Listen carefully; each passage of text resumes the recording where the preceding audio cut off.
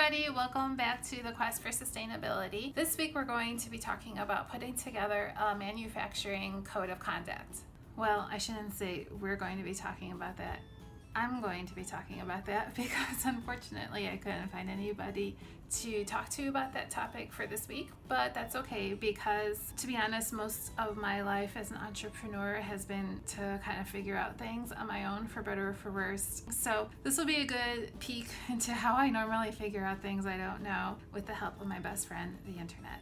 So if you've been watching this series, you may have gleaned that part of the reason that I'm doing this is because I got a nudge from REI to do it. And earlier this year, they published or released their product sustainability standards and asked all their suppliers to start to adhere to them. Of course, it's a very small company. This scared me a little bit when I received it because I already feel like we're so busy.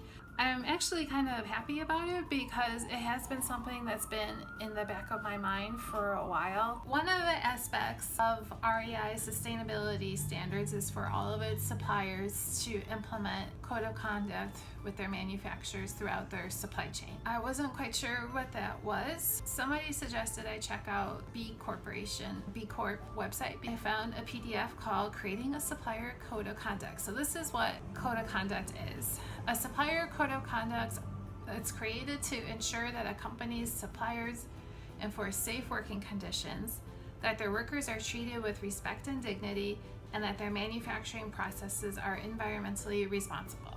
Well, that sounds really good to me. And as I was reading about what a code of conduct is, I started to think, I wonder if we have one. Now, you're probably thinking, how would I not know that? Because we work through a sourcing company, which is a common thing for small businesses to do. A sourcing company acts like a middleman between you and your factory and all your suppliers and helps you manage timelines and projects. And they're usually located in China, so they're right on the ground and in the same time zone and speak the same language. And we've been using the same sourcing company for a couple years now, and I've been so happy with them. I know that they have an extensive auditing system for their suppliers, so I reached out to them and asked them if they have a code of conduct, and they do. We expect all vendors and merchandisers to meet the following standards. First, association, child labor, discrimination, environment, forced labor, remuneration, subcontracting, working hours.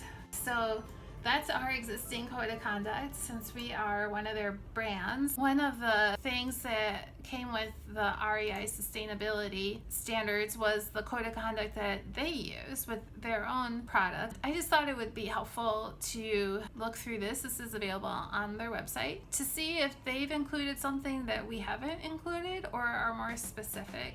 I wrote down our different components on the orange Post-its and I put REI's on the pink ones. So let's see.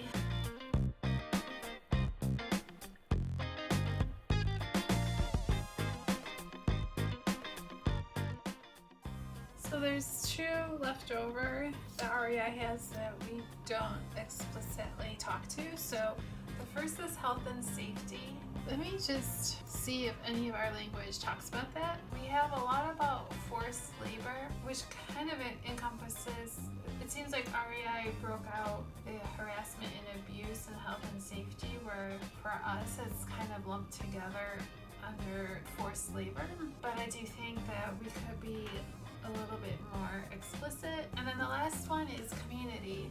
I think that's a great goal, but I'm not feeling compelled to put it into our code of conduct. To me, that's like a nice to have. As far as requiring our contract manufacturer, it just seems like an unnecessary demand, even though if a factory did have that, I would prefer it.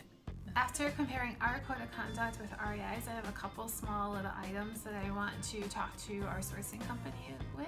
Just a little bit, some small updates to make to our code of conduct. The next thing I was thinking about is how do we make sure that our factories and supply chain or suppliers are following it. As I said in an earlier episode, I'm kind of skeptical. I always want to make sure there is a way to verify everything.